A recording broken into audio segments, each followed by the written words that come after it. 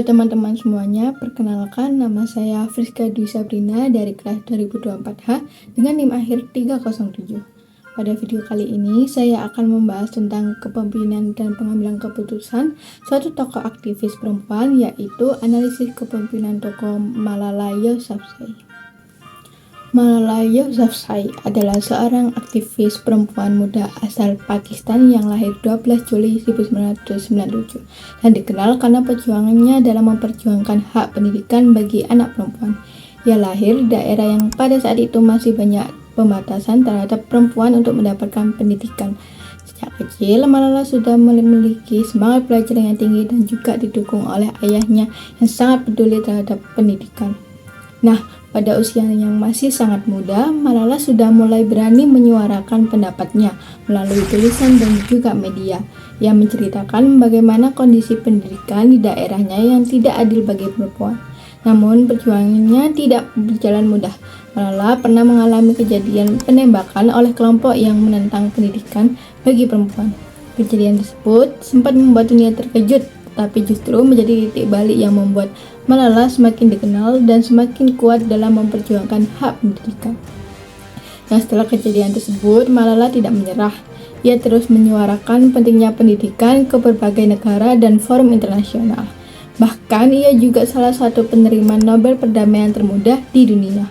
Hal ini menunjukkan bahwa perjuangannya benar-benar diakui secara global.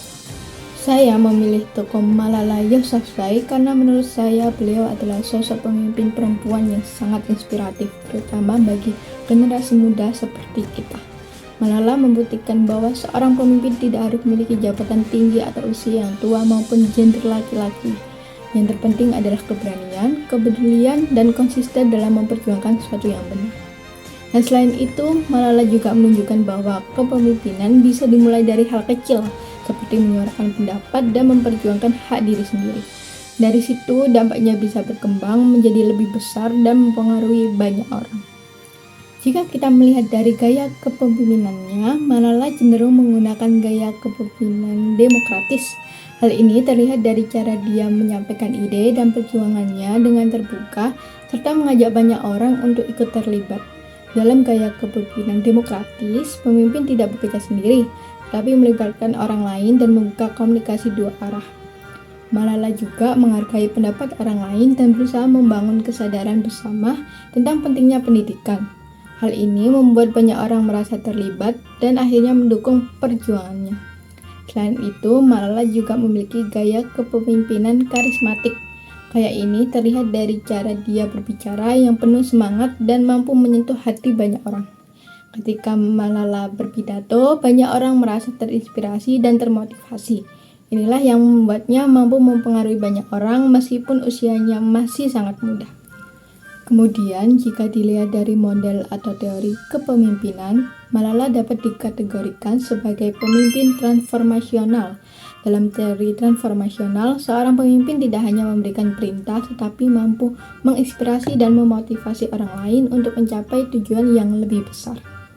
Malala tidak hanya memperjuangkan kepentingannya sendiri, tetapi juga memperjuangkan hak banyak orang, khususnya perempuan di seluruh dunia. Ia mampu menggerakkan masyarakat untuk lebih peduli terhadap pendidikan dan masa depan generasi berikutnya. Nah, selain itu, Malala juga menunjukkan nilai moral yang tinggi, seperti keberanian, kejujuran, dan kepedulian. Hal ini sangat penting dalam kepemimpinan transformasional karena pemimpin harus bisa menjadi contoh bagi orang lain. Nah, jika dikaitkan dengan pengambilan keputusan, Malala juga menunjukkan keberanian dalam mengambil keputusan yang beresiko.